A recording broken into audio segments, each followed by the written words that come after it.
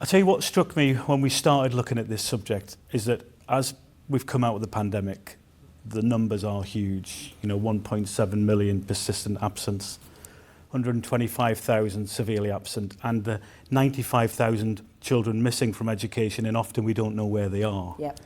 Now, I just wonder whether we should start this by accepting that you and the government have not got a good enough grip on this crisis. Well, I wouldn't accept that I haven't got a good enough grip, but I would suggest that I'd agree with you that it is a crisis. Obviously we've got in place these attendance leads in each of our local authorities. They're working with all of the schools. Some of the schools are doing a fantastic job. We have a moment now, and I'm really delighted to be able to talk about this right now, because what we know statistically is if children start school in September, they are more likely to stay in school.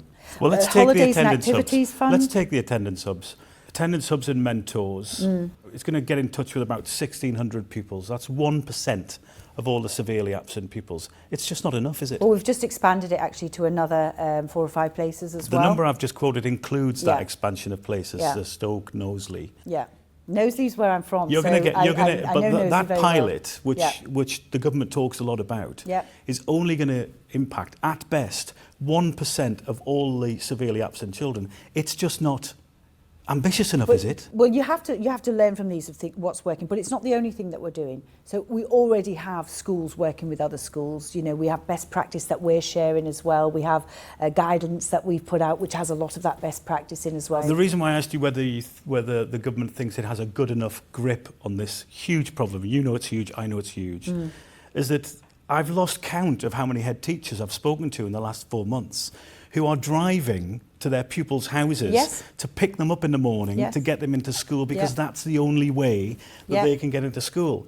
Now, if all these schemes that you're mentioning are working, why have we got head teachers picking up to be honest, pupils in school? But they do have the duty. They have the duty. They do have the duty. So you're all right with authorities. That? You're all right with head teachers doing that? We all have to play our part. And actually, I have a number of head teachers who work with me on policy. And they say, sometimes you just have to do that. Sometimes you have to go, or you have to text the parent in the morning and say, sometimes you just have to have those. But do you think that's whatever is possible. But do you think that's a good use of a head teacher's time in 2023? I think it's good use to have all kids in school. And sometimes, do you think a head teacher should be doing it? Well, that's not what we want head teachers to be doing all their days. But to be honest, right now, if that works to get somebody in school, it's worth it. If you feel left behind, it makes you very anxious. If you feel really left behind, it makes you even more anxious. And you talk about left behind, and I think a lot of these children do feel like that.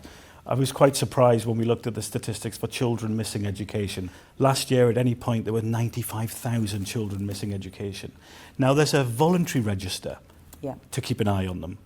When are you going to put forward primary legislation that makes it mandatory for us to put a register together so we know where all these kids are? Because at the moment, they're absolutely invisible. Yeah, I completely agree. And it's something that many of my fellow MPs are very concerned about as well, and I get asked it on a regular basis. I don't have the exact date answer because it's a parliamentary process that we have to go through, but we do intend to put it on a statutory footing, and we will do that as soon as the parliamentary time allows. I've committed to do this. I just can't say exactly when.